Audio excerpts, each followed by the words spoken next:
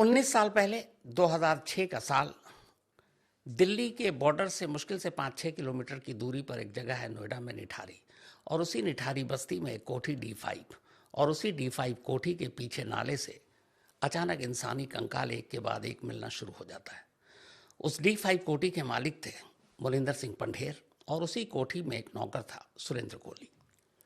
बाद में पुलिस इस मामले की जांच करती है। मोलिंदर सिंह पंढेर और सुरेंद्र कोहली दोनों को गिरफ्तार किया जाता है। पुलिस की गिनती में कुल 16 लाशें थी, और इन्हीं 16 बच्चों की मौत के लिए मुकदमा दर्ज होता है। इसके बाद मामला CBI की स्पेशल कोर्ट में चलता है, फिर इलाहाबाद हाई कोर्ट, फिर सुप्रीम कोर्ट। लोअर कोर्ट 16 में से 3 केस में तो दोनों को बरी कर देती है, लेकिन 13 मामलों में फांसी की सजा सुनाती है। 13 के 13 मामलों में सुरेंद्र कोहली को फांसी की सजा, जबकि 3 मामलों में मोलिंदर सिंह पंढेर को। इसके बाद ये मामला इलाहाबाद हाई कोर्ट जाता है। इलाहाबाद हाई कोर्ट सुरेंद्र कोहली को 13 में से 12 मामलों में बरी कर देती है, जबकि मोलिंदर सिंह पंढेर को भी 3 मामले में बरी कर दिया जाता है, जिस पे बाद में सुप्रीम कोर्ट भी अपनी मोहर लगाती है। अब अभी 11 नवंबर को सुप्रीम कोर्ट आखिरी केस में सुरेंद्र कोहली को भी बरी कर देती है। यानी 19 साल बाद निठारी के 16 बच्चों का कातिल अब कोई नहीं है। जिन 2 लोगों को पहले नोएडा पुलिस और CBI ने अरेस्ट किया था, दोनों बरी हैं। निठारी में 16 बच्चे मारे गए, इसमें कोई शक नहीं, लेकिन उन बच्चों को किसने मारा, ये सवाल आज 19 साल भी अपनी जगह कायम है। और इसी मामले में आज बात करने के लिए इन्हीं 2 किरदारों में से एक मोलिंदर सिंह पंढेर हमारे साथ मौजूद हैं। बहुत बहुत शुक्रिया पंढेर साहब यहाँ आने के लिए, हमसे बातचीत करने के लिए।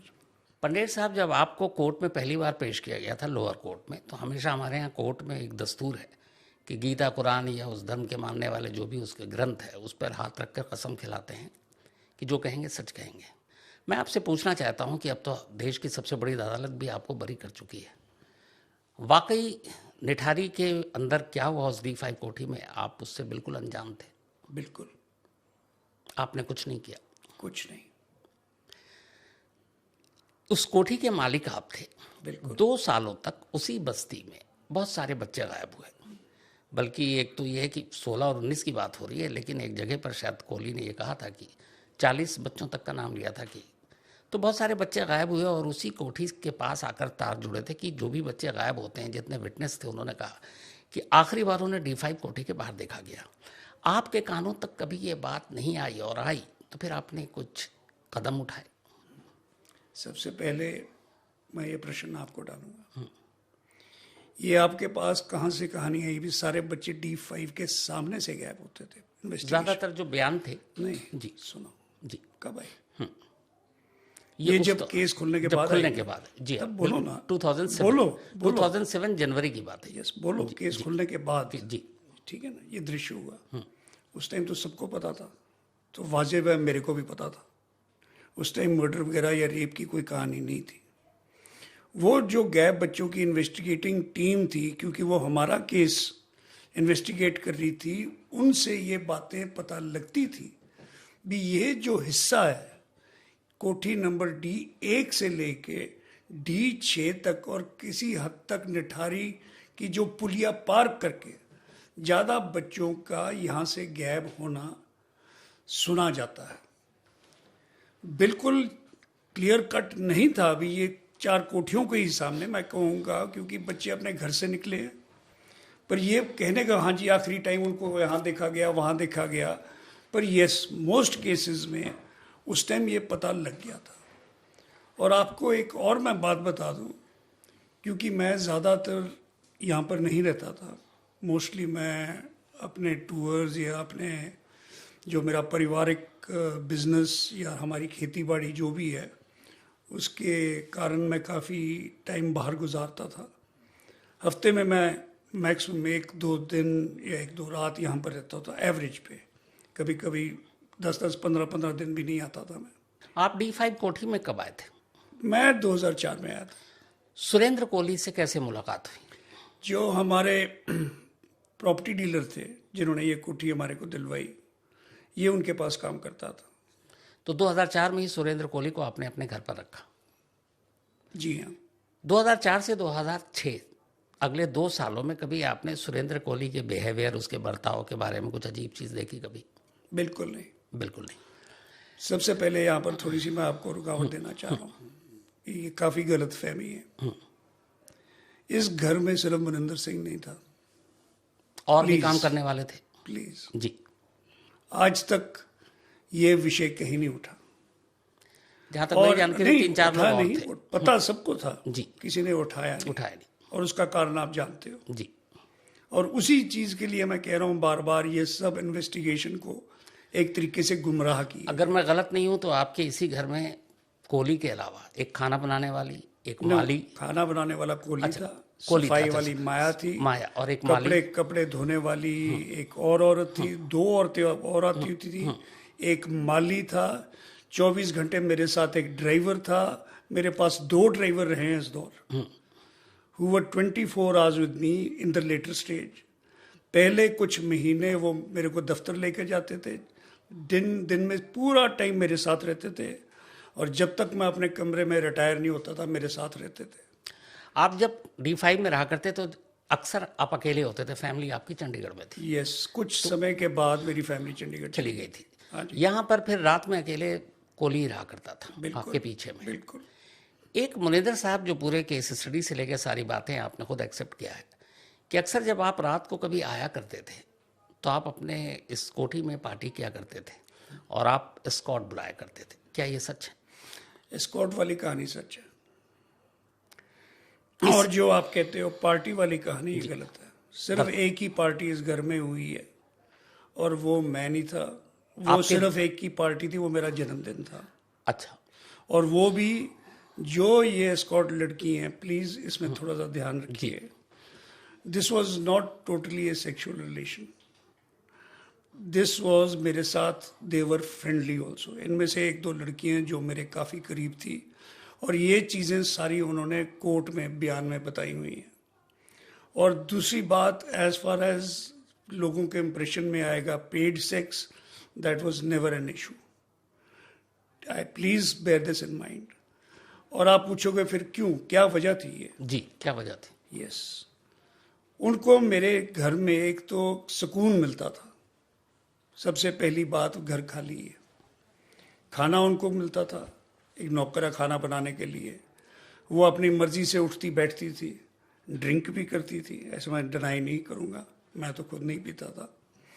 और बाद में मैंने बियर लेनी शुरू की थोड़ी बहुत ही, normally I am not a hard drinker, और वो अपना ड्रिंक भी करती थी, मैं इसको डिनाई नहीं करूँगा, हंसती खेलती थी, डांस भी करती, और कभी कभी उनके पति भी उनके साथ होते थे। और जो आप ये पार्टी वाली कहानी कह रहे हो, ये बयान कोर्ट में भी है, भी सिर्फ एक ही पार्टी थी जो हमने थ्रो की थी, उन्होंने। आपके 1-2 दोस्त थे जिनके साथ आप अक्सर बैठा करते थे? 1-2 नहीं, बहुत। अच्छा बात। जब ये आप स्कॉट बुलाते थे और कोठी के अंदर होते थे तो जाहिर सी बात है ये रात का वक्त होता था, और सुरेंद्र कोहली भी कोठी के अंदर होता था। डेफिनेटली। तो क्या इन सारी चीज़ों की जानकारी एक तो कोहली को पक्का होगी, 100%। और उसने उन स्कॉट या लड़कियों के साथ भी आपको देखा होगा? डेफिनेटली। एक पंडित साहब, आपकी कोठी पे एक लड़की आती थी, बड़ी पायल उसका कोर्ट में नाम है, और वो अक्सर आया करती थी। ये क्या निठारी बस्ती की नहीं थी? नहीं जी, बाहर की थी। हाँ, तो निठारी की बस्ती की भी कोई ऐसी स्कॉट लड़की थी जो आप कोठी में आया करती थी? बिल्कुल नहीं। कभी नहीं। तो जो भी स्कॉट आप बुलाते थे आती थी, तो जाहिर है कि सुरेंद्र कोहली इन चीज़ों की जानकारी रखता था और वो देखता था।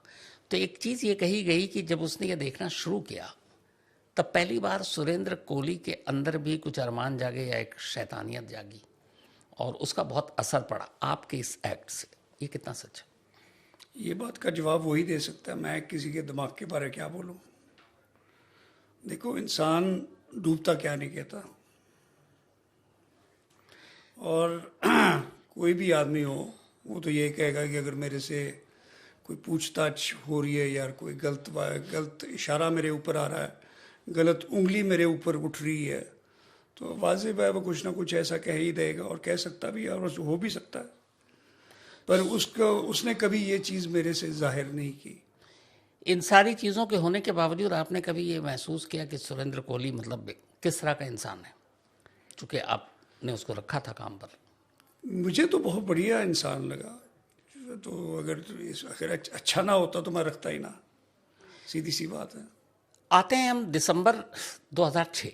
हालांकि उससे पहले से बच्चे गायब हो रहे थे, लेकिन जब पहली बार ये मामला उठा और उसके बाद फिर D5 कोठी या D6 की कोठी के पीछे के नाले से सारी चीज़ें बरामद हुई और फिर कोठी तक बात आई, आप तक और सुरेंद्र कोहली तक, तब तक आपको ये अंदाज़ा था कि इतने सारे बच्चे गायब होकर कहाँ जा रहे हैं और अब हमारे कोठी तक ये मामला क्यों आया? बिल्कुल नहीं। मैं तो सबसे ज़्यादा हैरान मैं था और इसमें कोई शक नहीं है। और जो आप कहते हो भी, मुझे भी, मैं अगर पब्लिक को मेरे से पहले पता लगा भी D5 में सारा कुछ हुआ है। ठीक है, मैं तो उस टाइम पुलिस कस्टडी में था जब ये बात खुली थी भी मेरी कोठी इस किस्से में इन्वॉल्व है। जब आप कस्टडी में नहीं थे, जब ये मामला चल रहा था, तब एक इल्ज़ाम ये भी लगा था उस टाइम सिर्फ पायल का इल्ज़ाम था। नहीं, दूसरी बात कह रहा हूँ सर, वो ये था कि जो निठारी पुलिस चौकी है और वहाँ के इलाके के जो लोकल पुलिस वाले हैं, उनका आपके घर आना जाना था, आपके साथ उठना बैठना था, और इसीलिए एक इल्ज़ाम ये था कि पंढेर साहब को कुछ ज़्यादा रियायत दी जा रही है और सारी चीज़ें सुरेंद्र कोहली पर डाली जा रही। सबसे पहली बात, इन्वेस्टिगेशन करने के लिए मेरे घर, या बताओ मेरे घर कोई आएगा नहीं? आएगा नहीं, या अगर कोई रास्ता और उसके अलावा है, आप मेरे को सजेस्ट करो ना, भी पब्लिक को भी पता होना चाहिए जी भी इसके अलावा भी कोई रास्ता होता है। ठीक है, और मेरे घर आके अगर मेरे से इन्वेस्टिगेशन करेंगे, पूछताछ करेंगे, मेरे घर के अंदर आएंगे या बैठेंगे नहीं, सोचने वाली बात है। जब दिसंबर लास्ट वीक 2006 में पहली बार आपकी और आपके पड़ोसियों के कोठी के पीछे नाले से कंकाल बरामद होना शुरू हुआ, तब आपको अंदाज़ा था कि इसकी आंच आप और कोहली दोनों तक जाएगी? मुझे तो कोई, जब मेरा पता लगा उस टाइम तो सारी बात खुल चुकी थी। उस टाइम तो केस सारा खुल ही चुका था भी, हाँ जी ये कोई सीरियल किलिंग का मामला है। तब जाके मेरी कानों में बात पड़ी। पहली बार आपको क्या पता चला सुरेंद्र कोहली के बारे में? वो तो पहले तो लिंक उसका जो बनाया गया था वो तो पायल के साथ बनाया गया जी था। बिल्कुल। तो बच्चों वाली तो कोई कहानी थी नहीं। बच्चों वाली कहानी जो मेरी अपना जहन में आया वो तो सुबह अपना 29 तारीख को आया। कोहली की गिरफ्तारी के बाद हाँ जी, आपकी गिरफ्तारी होती है। बिल्कुल। तो क्या आपकी जब गिरफ्तारी हुई तो कोहली ने ये स्टेटमेंट दिया था कि मैंने जो कुछ भी किया है वो सब मुनिंदर सिंह पंढेर जी के कहने पर किया? ये आप उससे पूछो।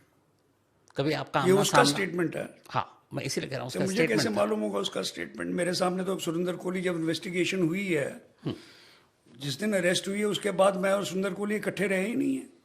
कभी आपका आमना सामना पुलिस कस्टडी में बिल्कुल नहीं हुआ। सीबीआई की कस्टडी में नहीं हुआ। वो अलग कमरे में होता था, मैं अलग में होता था। हमें आपस के एक दूसरे के साथ बात करनी अलाउ नहीं थी। आपकी जब गिरफ्तारी हुई थी तब पुलिस ने यह कहा था, आपका रिमांड जो लिया था, कि सुरेंद्र कोहली ने यह स्टेटमेंट दिया है तो कि मैंने जो कुछ किया है इनके कहने पर किया है और ये भी शामिल है। तब आपको रिमांड पर लिया गया था। तो आपको जानते नहीं पुलिस रिमांड कैसे लेती है? जी। अगर ये बयान ना होता मेरे को रिमांड पे ले जाते, फिर तो मेरी अरेस्ट भी नहीं बनती थी। और अगर मेरे को उस टाइम चंडीगढ़ जाने देते तो नोएडा का क्या हाल होता? आप बताओ मेरे को। जी, ये मैं कह रहा हूँ, ये है मीडिया फ्रेंजी। मतलब पुलिस ने, ये थी उनकी मजबूरी। ओके, इसी को मैं कह रहा हूं, अगर यही ड्रामा ना हुआ होता तो एक्चुअल गुनहगार आपके सामने बैठा होता। यही ड्रामा हुआ है। सिर्फ एक ही इंटरेस्ट था भी मुनिंदर सिंह पंधेर किसी तरीके से पकड़ा जाए, मुनिंदर सिंह पंधेर कस्टडी में रहे, मुनिंदर सिंह पंधेर की कहानी चलाई जाए, मुनिंदर सिंह पंधेर के ऊपर सारा कुछ डाला जाए। इन्वेस्टिगेशन को तो कोई रोल है ही नहीं है इसमें। कहां था इसमें रोल भी? असली कातिल पकड़ना चाहिए। एक भी अखबार का स्टेटमेंट दो मेरे को जिसने लिख के ये दिया होगा भी जो असलियत है वो सामने आनी चाहिए। किसी ने नहीं कहा। सबने तो फैसला ले चुके थे। तो जब फैसला ही ले चुके हो, इन्वेस्टिगेशन किस तरफ जाएगी? वो तो नेचुरली वो तो ऐसे ही बयान लिखेंगे। इन्वेस्टिगेशन जो बनाई गई या जो चार्जशीट भाई, अगर ऐसे बयान नहीं लिखेंगे तो मैं तो अपने घर जा रहा था। तो मैं उसी पर आ रहा हूँ कोहली साहब कि जब नोएडा पुलिस बाद में सीबीआई को चूंकि केस दिया गया, हाँ जी, तो जो मामला कोर्ट में गया उसमें यह था कि 16 बच्चे गायब थे और 16 बच्चों के कंकाल के अवशेष मिले, इसलिए 16 मर्डर के केसेस दर्ज हुए किए। अब 16 बच्चे D5, D6 जो भी मैं कहें उसके पीछे के नाले से मिलता है, और इतना लंबा वक्फा, करीब साल 1.5 साल से बच्चे गायब हो रहे थे। तो जब ये सारी चीज़ें सामने आई, कभी आपने, और फिर उसमें ये भी आई इन्वेस्टिगेशन में कि इन बच्चों को ऐसी D5 कोठी में मारा गया, कुछ बच्चों को काटा गया, फिर बाकी भी बहुत सारी चीज़ें आएंगी, कुछ आदमखोर वाला एंगल भी। पर आप चूँकि उस D5 कोठी के ओनर, मालिक, आपने कभी इतने सालों में या इतने महीनों में ये नहीं देखा कि आपकी कोठी में कुछ अजीब व गरीब चीज़ें हो रही हैं, बच्चे लाए जा रहे हैं, मारे जा रहे हैं? कभी? पहले तो आप मेरे को बताओ इसका साधन क्या होना चाहिए था, मुझे पता रखने के लिए।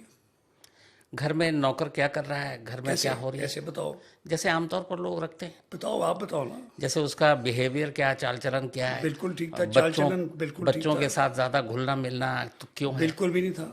नहीं था ना। कभी आपने नहीं देखा? ना। घर मैं के घर पे ही नहीं था, मैं कैसे देख लूंगा?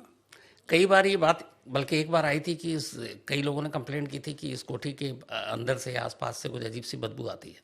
हाँ जी, वो नाला है सामने जी। उस नाले के ऊपर तो पब्लिक बैठती थी।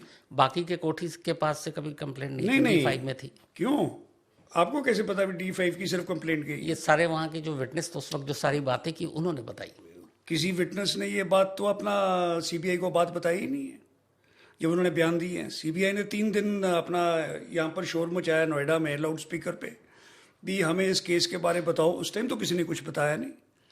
ये तो बाद में जब मेरे को फंसाने की जब साधन बना, सारा कुछ बना, उस टाइम ये कहानियां आने लगी। वो क्यों? उस टाइम तक तो कोई बदबू, मैं जानता हूं बदबू थी, और बदबू वाजिब थी क्योंकि वहां पर एक नाला था। नाले में कुछ भी हो सकता है क्योंकि नाला बंद किया हुआ था, सबने बंद किया हुआ था। कोहली फर्स्ट फ्लोर पे रहा करता था? पहले वो रहता था गराज में। अच्छा। ठीक है जी। गराज के बाद मैंने एक सर्वेंट क्वार्टर बनाया उसके ऊपर। ठीक है। सर्वेंट क्वार्टर में वो रहने लगा, और सर्वेंट क्वार्टर के साथ उसका बाथरूम था। हाँ जी। जब ये सारी चीज़ें हुई, और आपका जिससे मैंने शुरू में ही पूछा था कि कोहली ऊपर रहता था, कभी आपने जाने की, कभी मतलब फर्स्ट फ्लोर पे जहाँ कोहली रहता था उस वक्त कभी मौका मिला, इत्तेफाक हुआ कि जाकर देखूं यहाँ? नहीं, मैं तो सिर्फ कंस्ट्रक्शन के टाइम गया था ऊपर, उसके बाद तो मतलब ही नहीं है। मैं तो कभी किचन में भी नहीं जाता था, सही पूछो तो। मैंने क्या करना वहाँ पे? मेरा तो काम ही नहीं है। जब आपने कुछ नहीं देखा, कभी कुछ नहीं, लेकिन आपके जो कई बार ऐसे स्टेटमेंट आए हैं जिसमें आपने सीधे सीधे निठारी में जितने बच्चे मारे गए, आपने ये कहा है कि ये कोहली ने किया है। कहाँ की है मुझे? आपने कुछ अभी हाल में भी एक कहीं कहा था कि कोहली रात को 1-2 बार शायद देखा, निकला भी है, या कोहली इस तरीके का कर सकता है। मेरा क्योंकि उसकी आपने एक दलील भी दी थी कि जब जब इस कोठी में कोई मर्डर हुआ, ये कोठी के बाहर जहाँ भी, आप उस कोठी में मौजूद नहीं थे। आप पहली बार ऑस्ट्रेलिया में थे, फिर चंडीगढ़ में, फिर कहीं टूर पर आप नहीं, आप बल्कि आप ये तो मैं अब भी कहता हूँ, वो तो कोर्ट, वो तो सीबीआई कह रही है। हाँ, इसीलिए मैं जो फैक्ट्स है उसी पे बात कर रहा हूँ। अगर उसको आप जोड़ रहे हो, नहीं, उसको मैं नहीं जोड़ रहा हूँ, लेकिन आपने कभी माना कि हाँ ये जो कुछ हुआ है इसके लिए कोहली जिम्मेदार है? मैंने कभी नहीं माना। मेरे मुंह से निकलवाया गया अंग ढंग से कह कह के कुछ बात घुमा घुमा के। मतलब आपको कहा गया कि कोहली का नाम लो? मेरे को किसी ने नहीं कहा। पर यस, ड्यूरिंग अपना, जैसे आप मेरे से क्वेश्चनिंग कर रहे हो या कुछ पूछो, रीजनिंग पूछ रहे हो, तो उसमें कोई स्लिपेज हो सकती हो, बट नहीं, मैंने अपनी तरफ से कभी ये नहीं कहा भी कोहली ने किया। हाँ जी। तो फिर पंडेर साहब वही बात आ जाती है कि असल में वो कोठी है सेंटर में, और कोठी के ओनर आप हैं और कोठी का नौकर कोहली, और 19 साल हो गए। कोठी के पीछे से ही सारी चीज़ें बरामद होती हैं। यहाँ तक कि इल्ज़ाम ये भी आता है कि इसके पीछे ह्यूमन ऑर्गन का भी एक रैकेट था। ये तो उस टाइम भी आ गया था। हाँ, ये तो उस टाइम जब इन्वेस्टिगेशन चल रही थी उस टाइम काफ़ी शोर मचा था। कई चीज़ों का शोर मचा था। पहले तो मेरे ख्याल कोई ये ह्यूमन ट्रैफिकिंग का चला था, फिर उसके बाद प्रोस्टिट्यूशन का चला था, उसके बाद फिर ये मेरे ख्याल चला था, ये ऑर्गन ट्रेड का चला था। ये तो उसी टाइम शोर मच रहे थे, मीडिया में ही आ रहा था। तो इसकी साथ के साथ इन्वेस्टिगेशन हो रही थी, नहीं हो रही, मैं तो कुछ बता नहीं सकता। आपके पड़ोस में जो एक कोठी है D6, हाँ जी, उसमें एक डॉक्टर रहते हैं, और तब उंगली उठी थी कि शायद ये ह्यूमन ऑर्गन जो भी है ये सारी उस टाइम तो मेरी नॉलेज में नहीं थी बिल्कुल भी ये बात, मुझे तो बाद में पता लगा। ये कितना सच है कि एक बार आपने कहीं ये कहा था कि एक बार रात को आपकी अचानक आंख खुली और आपने देखा कि गेट खोलकर कोहली कहीं बाहर जा रहा, उसके हाथ में कोई पैकेट? देखो बेर सवेर तो जाता रहता आता रहता था, पर ऐसी कोई बात नहीं है अभी मैंने कोई रात को ऐसा कोई उठ के देखा हो या कुछ ऐसा हो स्पेसिफिकली कहा हो। पर देर सवेर गिरता होता, रात को भी जाके सामान गिरता था। तो आप रात को अगर वो बाहर जाता था तो आपने कभी पूछा नहीं क्यों रात को नहीं, बाहर मैं जा नहीं रहे हो? पूछता, मुझे मतलब ही नहीं क्या पूछ किस चीज़ को पूछूं। घर में आपके कभी पॉलिथीन या इस तरह की चीज़ें आपने एक्सेस पाया हो? नहीं, मेरे तो जो कनक राइस वगैरह बैग्स वगैरह आते होते थे पॉलिथीन के, वो आते थे। जो पड़ोसी आपके डॉक्टर थे उनके साथ आपका रिश्ता कैसा था? जैसे एक आम पड़ोसी के साथ होता है, कुछ ज़्यादा उठत बैठत नहीं थी कभी नहीं थी? ना। आपको उम्मीद थी कि आप बरी हो जाएंगे? बिल्कुल, जब मैंने किया ही कुछ नहीं है। लेकिन इस पूरे 19 साल के दौरान में आपने मतलब अक्सर एक केस जब होता है तो उसमें ये होता है कि अगर दो आरोपी हैं तो दोनों कोशिश करते हैं कि एक दूसरे को बचाएं। यहाँ इस मामले में उल्टा था, आपने कई बार कोहली का के ऊपर जिम्मेदारी डालने की कोशिश की, सारे इल्ज़ाम, और इसीलिए ये एक राय बनी लोगों की कि एक अमीर शख्स को बचाने के लिए गरीब को बलि का बकरा बनाया जा रहा है। कब, कैसे? ये बहुत सारे मतलब हर बार ये उठा है, उठा है ना, किसने उठाया? मीडिया से लेकर सभी जगह पर। इसीलिए तो उसमें मैं क्या कर सकता हूँ? उठाने वाले वही हैं, जवाब देने वाले वही हैं, बोलने वाले वही हैं। आपको लगता है आप जो अपने बारे में ये सारी बात कह रहे हैं यही सुरेंद्र कोहली के बारे में भी है कि वो भी बेकसूर था और 19 साल जेल में रहा? नहीं, मैं जानना चाहता हूँ पंडित साहब। सबसे पहली बात, इस केस में चश्मदीन गवाह कौन है? चश्मदीद एक भी नहीं है।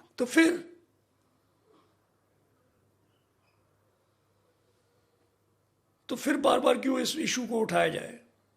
किसी के ऊपर भी आप उंगल नहीं उठा सकते। ये इशू इसलिए उठ रहा है पंडित साहब कि 19 साल के लंबे इंतजार के ठीक बाद है, जो निठारी ठीक के है, वो ठीक माँ है, बाप मैं हैं कह जो रहा इंसाफ का इंतजार करते रहे, उनमें से सभी अपने आप को ठगा हुआ मैं महसूस भी कर रहे हैं। पीड़ित हूँ, प्लीज मुझे भी इंसाफ चाहिए, मैं भी पीड़ित हूँ। मैंने भी 20 साल सजा काटी है, मेरा परिवार भी सड़कों पे आया हुआ है। आप नहीं जानते लोग मेरे बारे में क्या कुछ कह रहे हैं। मैं अपने आप को कैसे जिंदा रख रहा हूं मुझे ही मालूम है। इतना आसान नहीं है। जो खेल खेला गया वो छोटा खेल नहीं है, और जिन्होंने खेला अगर वो एक दिन भी अपने ऊपर लेके देख लें वो पागल हो जाएंगे। कौन लोग हैं वो? कोई भी, आप सोचो, दे विल कमिट सुसाइड। बच्चे उनका परिवार उनको छोड़ के चले जाएगा। विश्वास उठ गया मेरा, मेरी सारी सोसाइटी तोड़ दी, मेरे खाने पीने के साधन तोड़ दिए। लोग चीलों की तरह मेरे परिवार के ऊपर टूट के पड़ गए। उनको घर से निकालने के प्रयास किए गए, मेरे रिश्तेदारों के। उनको सड़क पर लगाने के लिए, भूखा रखने के लिए प्रयास किया गया। मैं पीड़ित नहीं हूं सिर्फ इसलिए क्योंकि मैं खाना खा रहा हूं, रोटी खा रहा हूं और चीख नहीं रहा, चला नहीं रहा। उन गुमशुदा बच्चों के माँ बाप किसी से भी कभी आपकी मुलाकात हुई? यस, काफी से। क्या कहा उन लोगों ने? वो लोग हमेशा मुझे अच्छा आदमी कहते थे। तो आपको लगता है पंडित साहब कि सिर्फ आपकी जो एक गलती, जो एस्कॉर्ट बुलाना, लड़कियां बुलाना, उसने ये सारी चीज़ों में आपकी 19 साल की ज़िंदगी बर्बाद की? मानते हैं आप इस बात को? खैर, उसका इसके साथ कैसे, तुम उसको इसके साथ कैसे जोड़ के देखते हो वो तो आपका नजरिया है। क्योंकि उसका वहीं कोई से लिंक मेरी तरफ से तो कोई लिंक नहीं एक था। चीज़ बनी कि एक जो कहा गया उस वक्त आता था ना कि एक मतलब अमीर मालिक, अय्याश मालिक, और उसको देखकर नौकर भड़का, और उसके बाद ये सारी चीज़ें हुई। ये उस वक्त की सारी हेडलाइंस आपको बता दें। तो जब मेरी वाइफ वहां पर थी तो फिर कॉल गर्ल आती थी वहां पे। जब वाइफ नहीं होती थी, जब नहीं, आप मैं अकेले पूछ थे। रहा हूँ आपसे, जी। जब मेरी वाइफ वहां पर रहती थी कॉल गर्ल आती थी? नहीं, एस्कॉर्ट्स आती थी? नहीं। तो फिर पहला मर्डर कैसे हुआ? आपके परिवार ने, आपकी पत्नी, आपके बेटे ने, मैं मर्डर की बात नहीं कर रहा हूँ, उसके अलावा हट कर जो स्कॉट और इन सब चीज़ों के लेकर, उसके लिए कभी आपको गुनहगार माना? यस, मेरी वाइफ तो खैर इस मामले में काफ़ी, मेरे को हंसी मजाक में तो काफ़ी कुछ कहा उन्होंने, और इतनी उससे अलावा कोई खटपट वाली कहानी नहीं थी। वो भी समझती हैं, जानते हैं भी यस गलती है, पर इतनी बड़ी गलती नहीं जिसकी सज़ा मैं भुगत के आया। इस इंसिडेंट के बाद आपने ये जो एस्कॉर्ट और बाकी चीज़ें, इनसे दूरी बना ली? उसमें कोई शक नहीं है। आखिरी सवाल पंडित साहब आपसे, आप भी आज़ाद हैं और सुरेंद्र कोहली भी अब आज़ाद है। कानूनी देश की सबसे बड़ी अदालत ने उसे रिहा कर दिया, लेकिन जो उसके ऊपर इल्ज़ाम लगा था आपसे कहीं ज़्यादा संगीन, एक इल्ज़ाम था आदमखोर होने का भी। मुझे नहीं लगता कि ऐसे लोगों को समाज जल्दी एक्सेप्ट करता है या नौकरी देता है। अगर मौका मिला तो क्या आप वापस सुरेंद्र कोहली को अपने पास रखेंगे? सबसे पहले तो बात यह है भी मुझे ज़रूरत नहीं है, क्योंकि अगर मैं नहीं, मुझे ज़रूरत नहीं है। अब मैं इन चक्करों में, ये मैं जो कहते हैं ना, एक बार ये आदमी जिसके ऐसे दौर में निकला हो, तो हम तकरीबन ऐसे नौकर नुकरों के चक्कर में अब पड़ते ही नहीं। अगर उसने मदद मांगी कि मेरी जिंदगी जैसे आपकी मैं जिंदगी, मदद देने लायक रहा ही ना, तो आप उसको नहीं रखेंगे? मैं मदद लायक की नहीं हूँ, रखना क्या है, तो मैं मदद भी नहीं कर सकता किसी की। अगर कभी आमना सामना हुआ, आप दोनों की मुलाकात हुई, तो आप उससे क्या पूछना चाहेंगे? अगर मेरा आशीर्वाद मांगेगा जरूर दूंगा। हाँ जी। मुनिंदर सिंह पंडेर साहब, बहुत बहुत शुक्रिया आपसे, और जिस तरीके से आपने बात की, थैंक यू सो मच। आपका भी थैंक यू।